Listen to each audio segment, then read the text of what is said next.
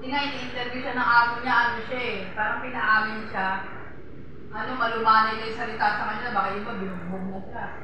Bakit mo kaya ginawa yon? Ayun ang tinatanong sa kanya. Galit ka ba sa amin? Sabi sa kanya, tama ba yung ginawa ko? Mali. Pinauwi? Ayun, hindi ko alam. Kulong yun.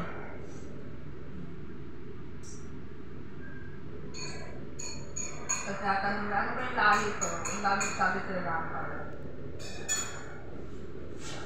Lang pa yan. Walang ilagay dyan. Sinong nag-post yan? Wala, viral yan ah.